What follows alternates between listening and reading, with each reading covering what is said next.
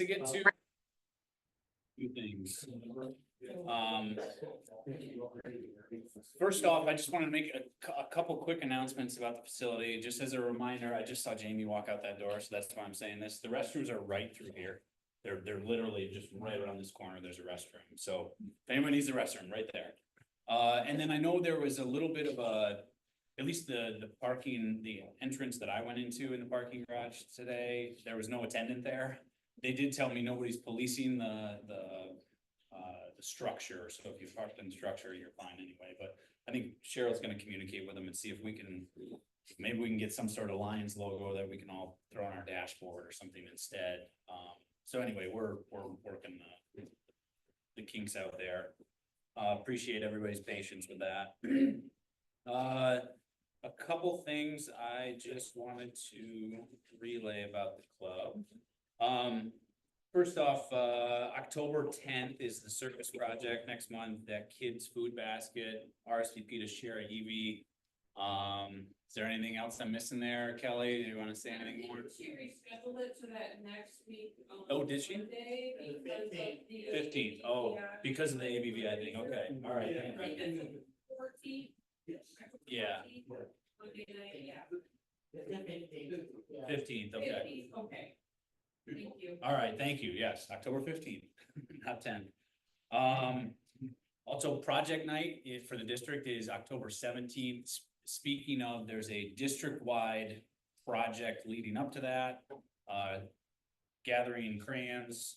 It's Color for a Cure. So this is all the clubs in the district. And I noticed, I think it was Bob Snyder's brought some in already. This is to make a donation to the Ronald McDonald House for the kids there. It's crayons, colored pencils, markers, paper, coloring books, activity books, journals, etc. What is not permitted, and if you're a parent, you'll understand, glitter and beads, and slime and Play-Doh. So crayons, paper, pencils, coloring items, and cash donations are also welcome to be able to buy more supplies. So we've got a few meetings between now and then. If you gather up some of that stuff and want to donate it, get it to Cheryl, and we'll make sure it gets there on project night on October 17th.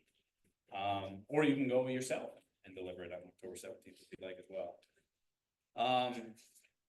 Speaking of charities, we have a thank you note from Eversight for our recent donation. I was just going to read it to the club.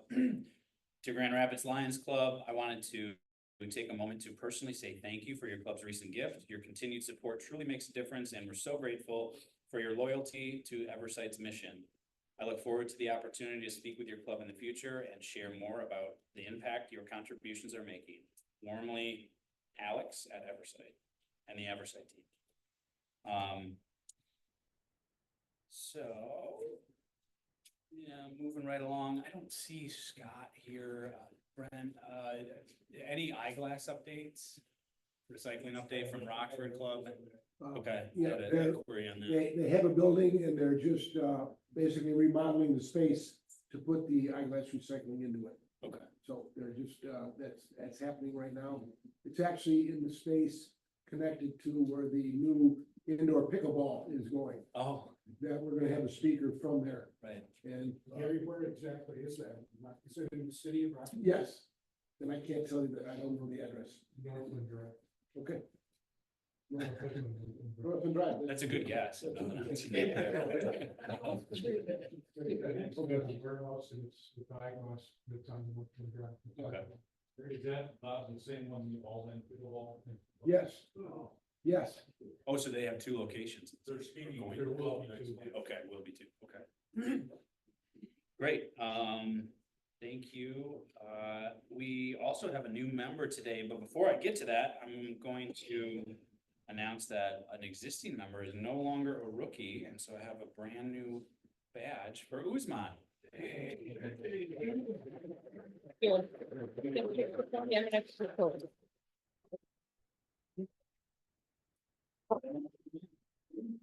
Official.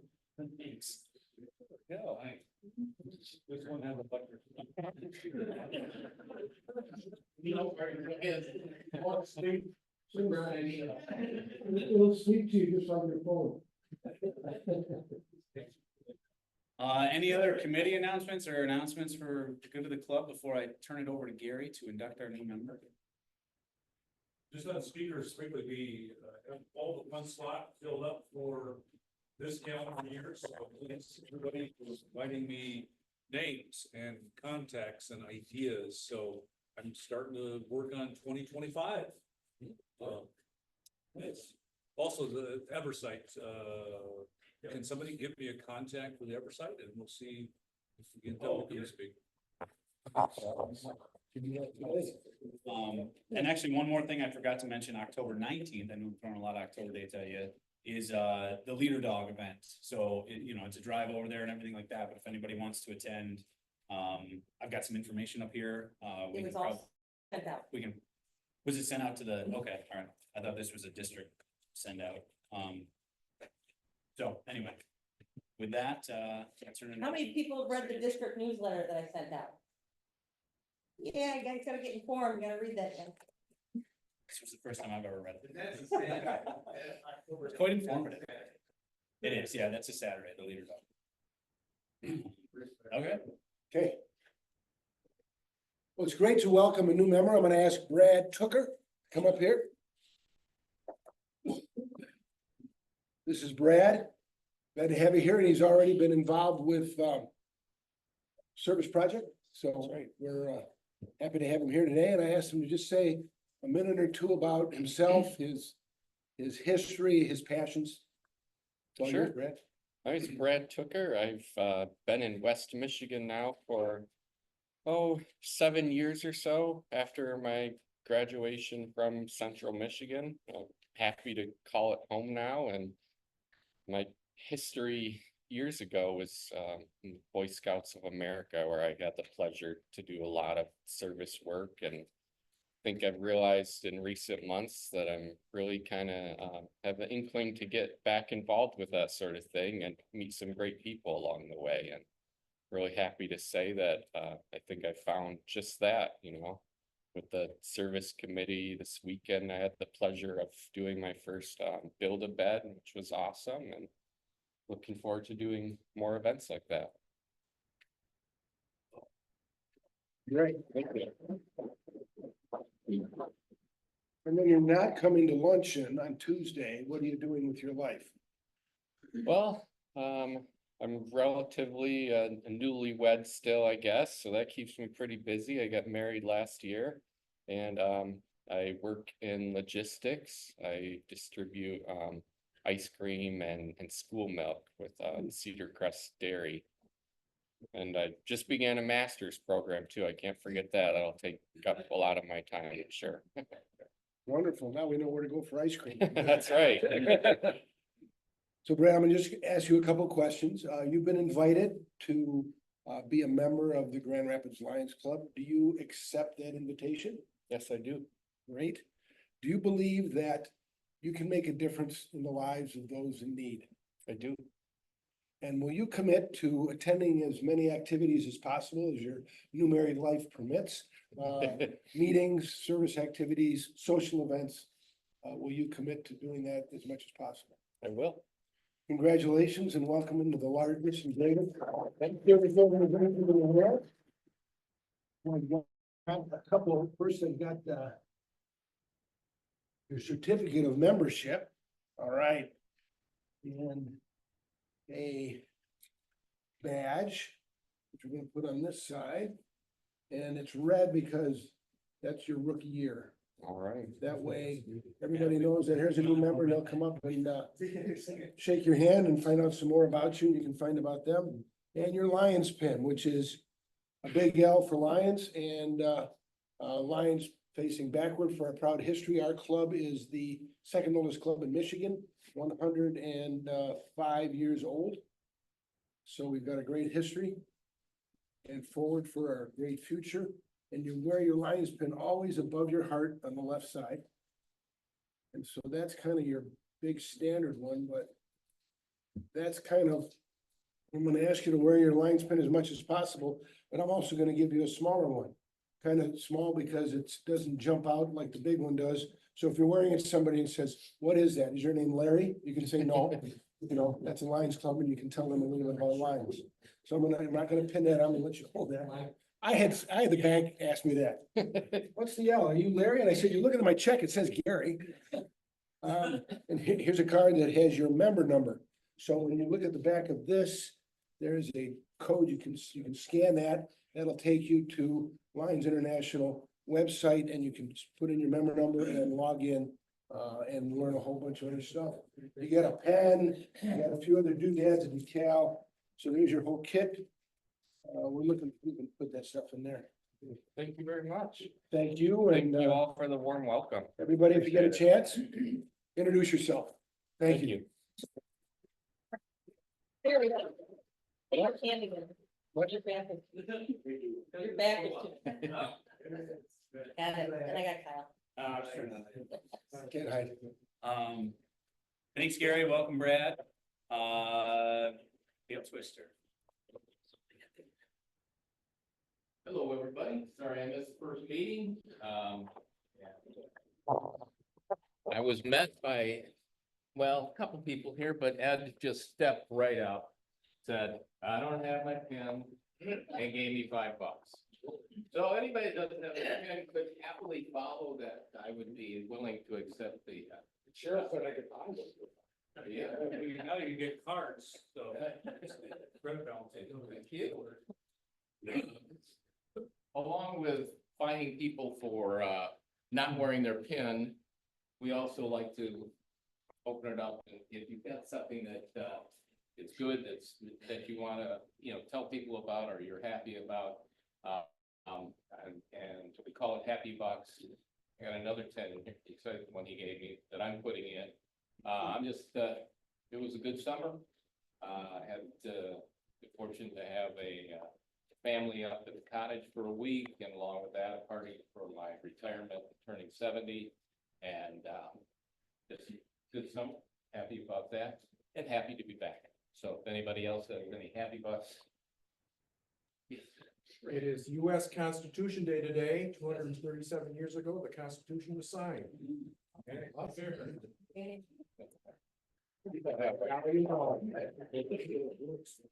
bucks for you. Yesterday we celebrated my father's 83rd birthday. He's in good health. My 9th wedding anniversary with my amazing wife, and a friend of ours got married over the weekend. So we had a great summer and many more. Yes. I'm just happy Mark picked up my garbage. He wanted a tip, but I didn't want to give him one. So I And Yes. happy for my second day of not going to work when I would have been going to work. Hey. Are you doing okay with what day it is and all that still? We go to that. I got it. You got it? You got it? Let's see, you'll lose it some. I promise you that. Check your pillbox, that'll tell you.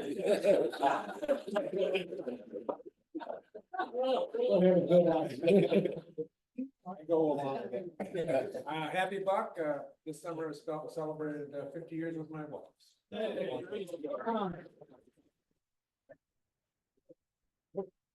It's a happy group. I like that. Good.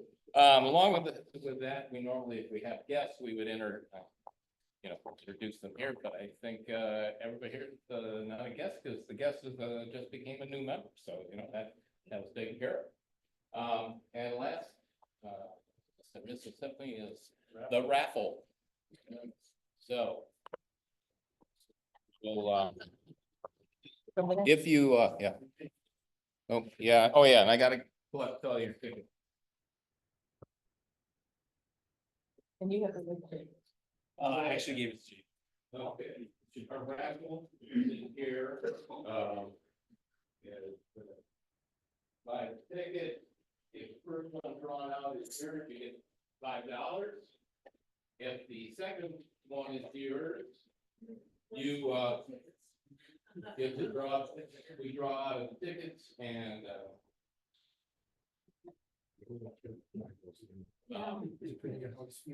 Anyway, I lost track of what I was saying. You got a chance. Yeah, you to- Yeah. Oh. Let Brad take out the picture.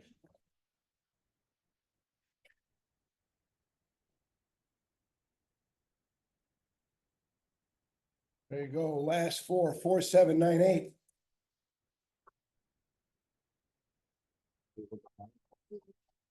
Can't have taken my own, that doesn't count.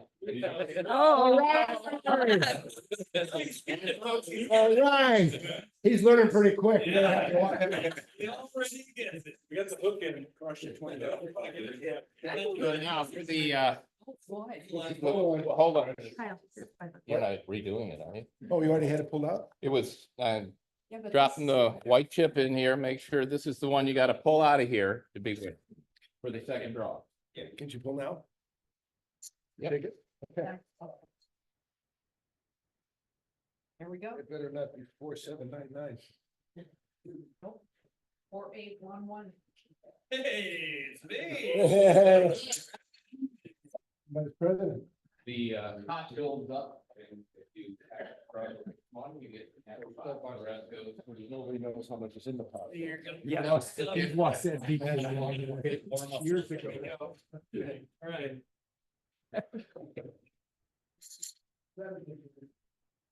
Oh, I'm so sorry. What it felt. All right. With that, I just want to introduce today's speaker, Miss MaryAnn Veskus. I hope I said that right. Veskus, I'm sorry. So MaryAnn is the director at the Martin Luther King Tutoring Program at the First United Methodist Church downtown. So she's going to talk to us more about that program and the need they're fulfilling in our community. So, everybody welcome MaryAnn.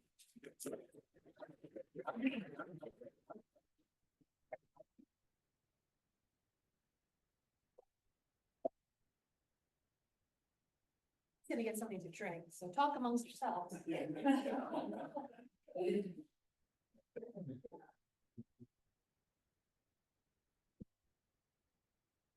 Well, I'm glad you guys are a happy group today.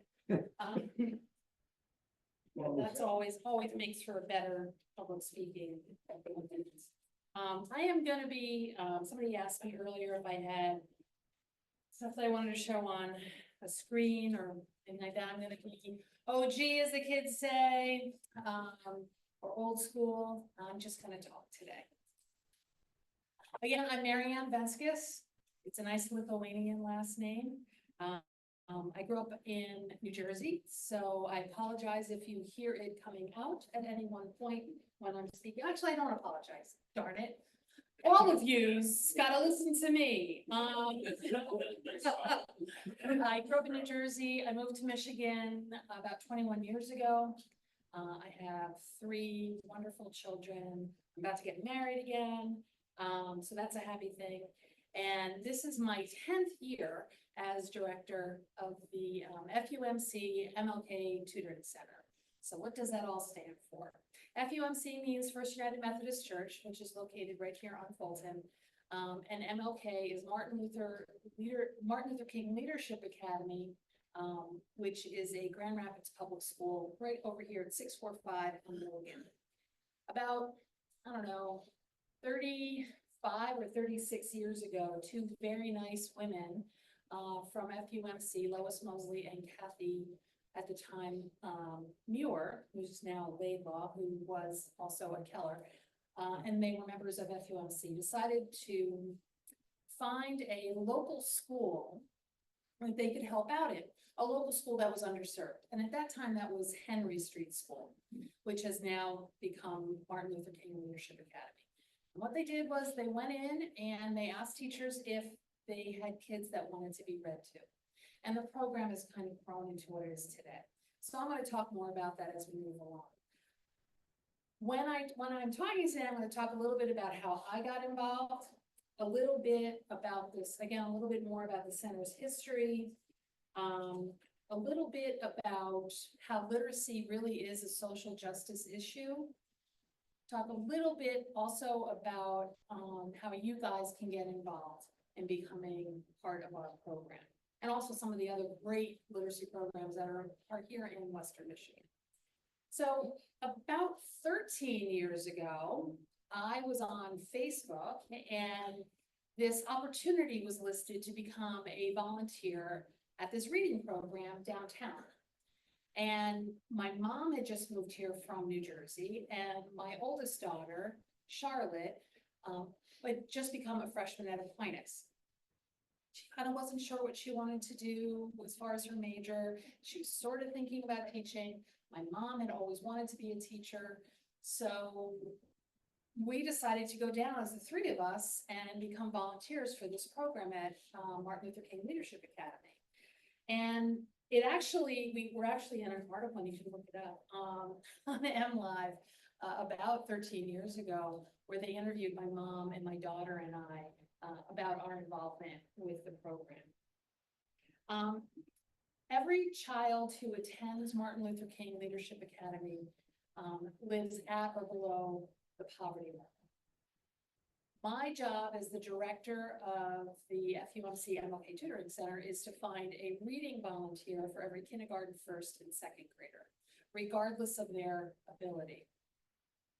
So I have roughly 63 volunteers that I oversee weekly, and about 122 kids come through our program every week. So why do we need reading volunteers in a school like Martin Luther King? A little bit to backtrack on that. As I said earlier, all students at MLK live at or below the poverty level. And just to give you a sense of what the poverty threshold is, for an individual, the poverty threshold in 2024 was $14,891. For a family of 4, the poverty threshold was $29,906. Poverty, particularly urban poverty, presents many obstacles for MLK students. One of them is the improvement of literacy levels and access to reading material. It's kind of a book desert in that particular neighborhood. Literacy education is a fundamental human right.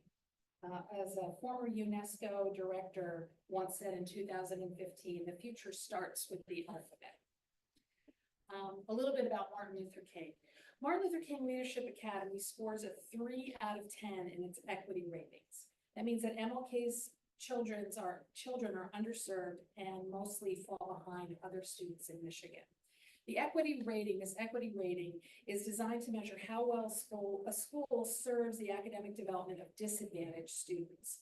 The rating includes how disadvantaged students are performing based on their progress, their growth academically, their college readiness, and how their state testing compares to other students in Michigan.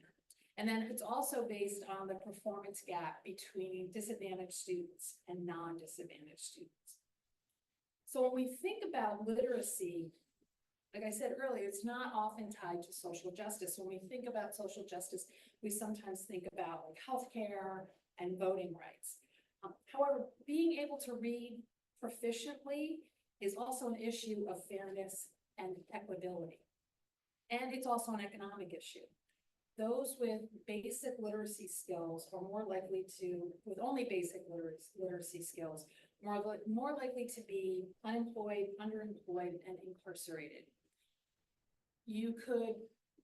One of the things I tell some of my new volunteers when they come in is this story about why I got one of my aha moments when I came into tutor.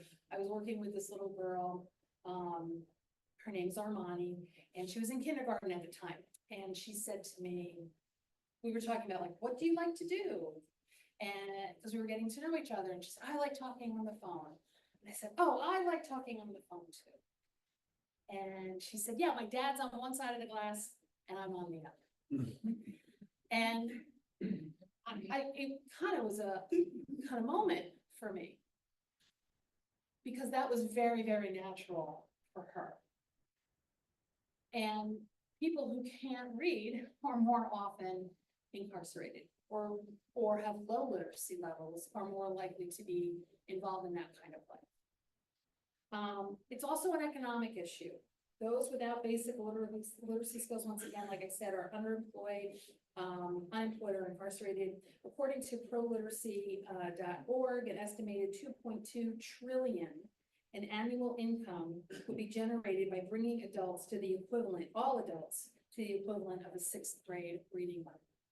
So while we might say that there's some adults or parents or guardians of the students who can read at MLK, they have very, very low literacy levels. Also, here's another statistic. Between 200 billion and 238 billion in healthcare costs is estimated to be linked to low literacy levels. And then even beyond economics, for children in school, poor literacy can make students feel incompetent, which can result in low self-esteem and isolation, and being able to read proficiently is a transformative skill.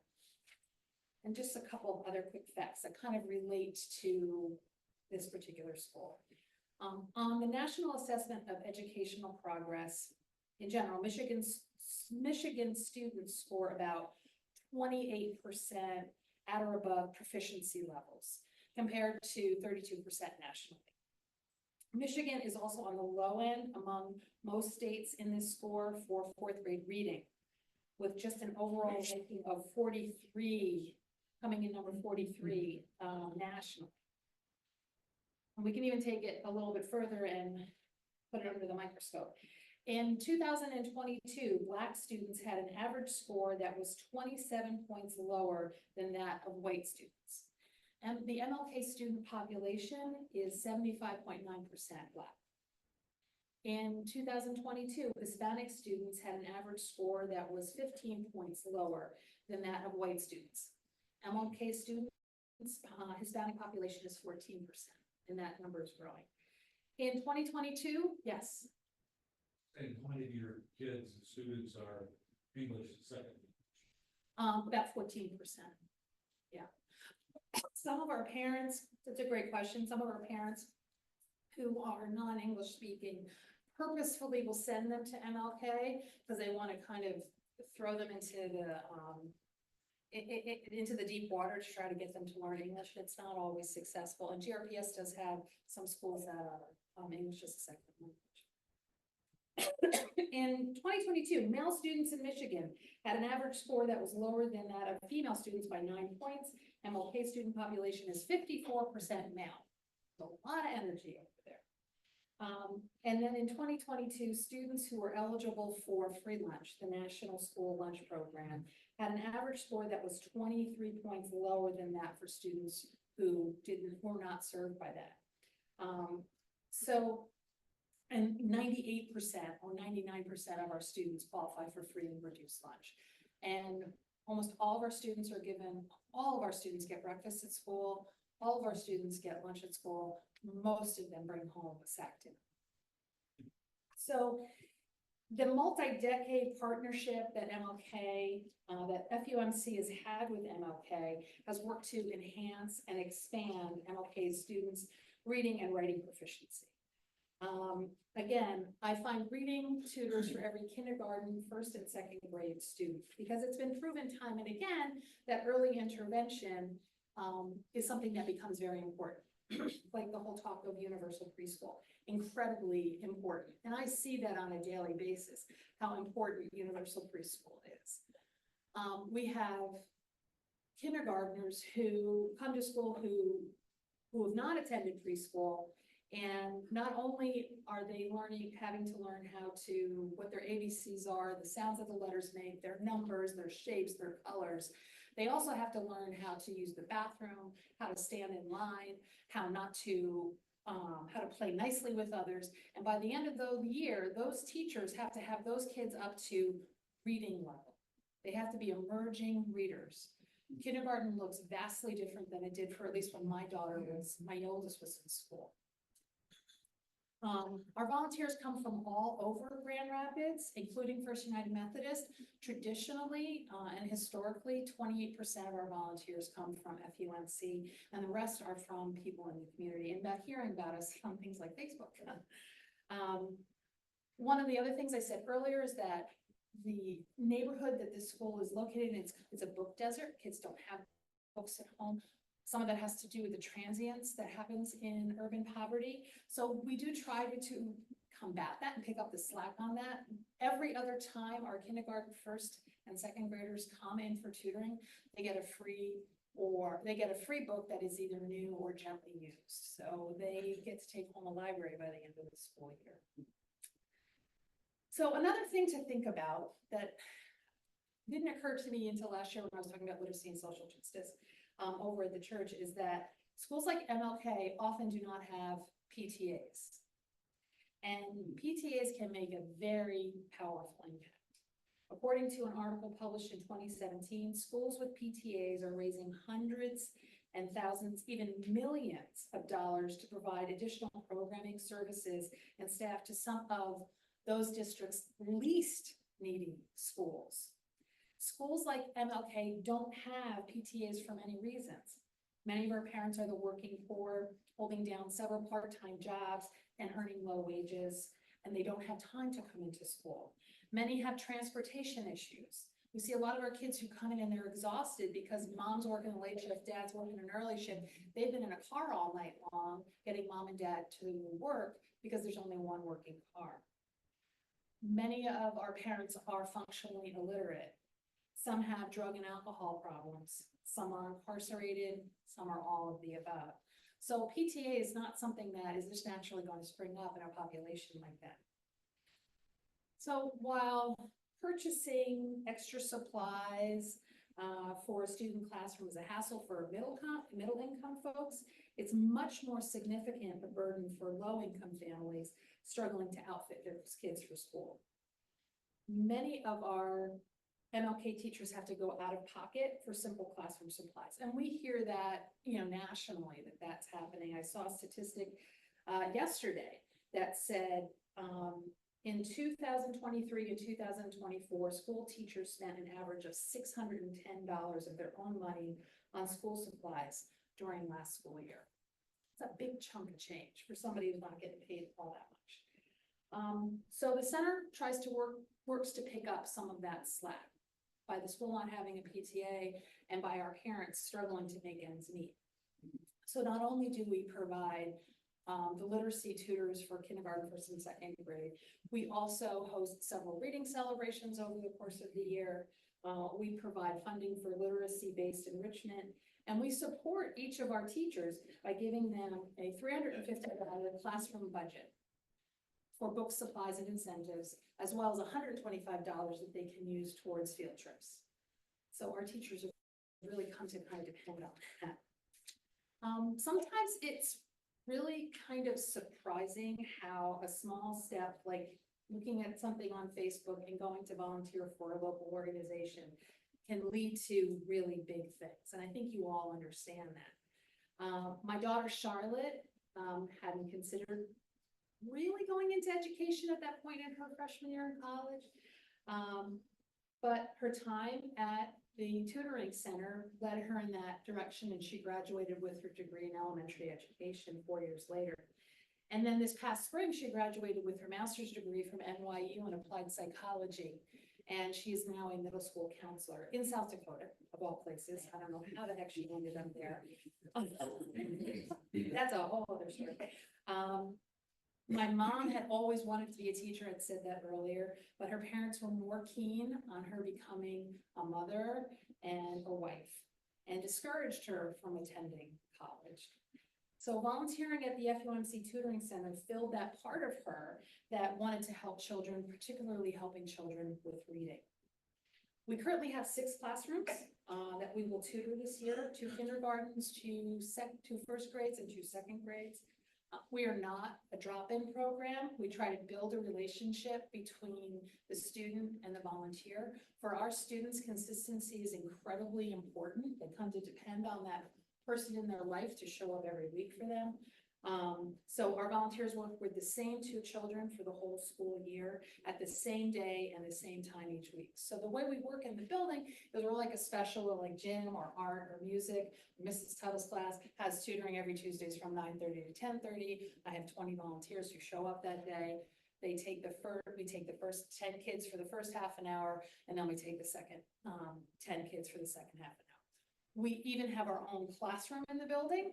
We provide all of the materials, all the training, and I even give you a lesson focus. And if you want, I'll give you a hug on the way out. We tutor Monday, Tuesdays, Wednesdays, and Thursdays, and if you want specific times, I'll be happy to give those to you. Again, I said we provide all the training and all the necessary materials. All volunteers have to pass a Grand Rapids Public Schools background check. And we're starting up with kids, not next week, but the following week, but we always are looking for volunteers throughout the year. As I said earlier, urban poverty has some differences between that and rural poverty. That's a hard word for me to say. People who live in urban poverty have a tendency to be very, they transition and they move a lot. So we have kids who move into the school, move out of the school, move into the school, move out of the school. So we are always looking for new volunteers. We also have substitute volunteers. I'm sorry about that. We also have substitute volunteers who fill in when our regular weekly volunteers may have to go away to Mexico for March. They have to get away, or they may have a doctor's appointment or something along those lines. For me, that small step 13 years ago led to a deepening of the relationship with my mother and my daughter, meeting like-minded people, helping children and adults, and even a career. Volunteering at this center has not only been a fulfilling experience for me, but it's also opened up new opportunities and paths in my life, like leading me here today. If you are considering volunteering, you, based upon how persuasive I am today and my keen sense of public speaking, I can say from professional and personal experience, it's really well worth your time. And if weekly tutoring doesn't fit into your schedule, like I said, we have these substitute tutors that fill in and they still have to do the background check and they still have to do training with me. If that doesn't work for you, and you might perhaps know somebody who's very passionate about literacy. You may have a donor who's interested in supporting the children in school systems or other nonprofit philanthropy, and I would love to connect with them as well. You can also make a personal donation to our program through our website. There are some other wonderful organizations in Grand Rapids that help with literacy. One of them is the Literacy Center of West Michigan. They actually work with adults who are having literacy issues. Another one is called Special Language Development, SLD. They use a program called Orton Gillingham, which is a very intensive, multi-sensory approach to teaching kids how to read. They have a grant in our school, and they're always looking for people to come in and tutor. They have volunteer tutors there, and they also have paid tutoring. Another wonderful program is called Affinity Mentoring, which has a very similar one-to-one volunteering experience as well. And this, before I wrap up, have you ever volunteered or shown up and found that you weren't like really needed and you kind of walk in and go, I don't know why they really wanted me here today, or you don't really know who's in charge or what you're supposed to do? Well, that doesn't happen when you come in to volunteer with our program. When you show up weekly, you are very much needed and enthusiastically welcome. So if you have any questions, that would be great. But thank you so much for your time. Yes, right here. Let's say, these kids hope someone, the same thing. Yeah, that we've had Kids Hope in our building, and some churches sponsor Kids Hope. I think it's a great program. One of the issues with Kids Hope is that they don't have volunteer coordinators on site. And it's not as directed as this program. Affinity Mentoring, for those who aren't familiar with Kids Hope, they come in and they work with the staff and the administrators in a building to help kids who are having difficulty reading. They meet them with lunch and they read stories and they read books together. This particular program that I direct is a little bit more focused on building literacy skills that I mentioned earlier. And we have a coordinator on site, yeah. Can you briefly describe what a new volunteer will experience when they come in and are with a child, what goes on? Yeah. So, well, first off, you would meet with me and do training for about an hour and a half. And I walk walk you through very basic things. Like you have to go to the bathroom, how to take a kid out when there's a fire drill. And then I also go over specifics around when you come into the building. So what to expect. If it was a kindergarten classroom, you would come in at your weekly time. This year, Miss Dodge is one of our kindergarten teachers. We'll have tutoring on Thursdays from 10:30 to 11:30. You would come in 10 to 15 minutes before, pick up the lesson focus that I have written up for that week. You obviously sign into the building. Pick up your materials, which I provide. And oh, by the way, the lesson focus gets sent out to you in an email every week as well. And I send out video every week too, or frequently, on how to teach certain aspects of literacy, like letter and sound identification. That's what we mostly work on with kindergartners. About 5 minutes before the tutoring session starts, we walk down as a group. We pick up our first student. They are so excited to see us. Yay! We walk them down to the tutoring center, and then we have carousel. We have carols in the building, in the tutoring center, and you work with your student for that half an hour, and you'll be working on letter and sound identification, reading a story, playing a game, talking about kiddo's life and what's going on. And then we wash, rinse, and repeat for the second kid. And we try to, the majority of that lesson focus is based upon either where a child is falling a little bit behind, which we get that information from the teacher. And it's also based on maybe something that they're doing in the class as well. So first graders, we actually do their spelling words for the week. And I create a lesson around that, as well as the worksheet to do. It's about a 90-minute commitment per week. You're with the kids for about an hour, and then you got about 15 minutes on either side for prep. Oh, okay. If you are interested for more information, I have my card. It has all the information on it. I'd be happy to give it to the powers that be as well, my information. You can email me at mlktutoringcenter, no space, @gmail.com. I thank you so much for your time. You guys are doing great work out there. This is a lovely setting. And again, thank you. Thank you very much.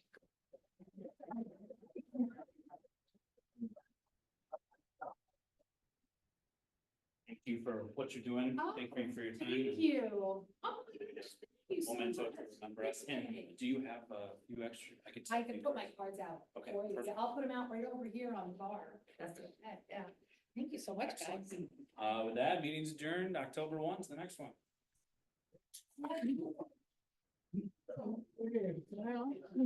Well,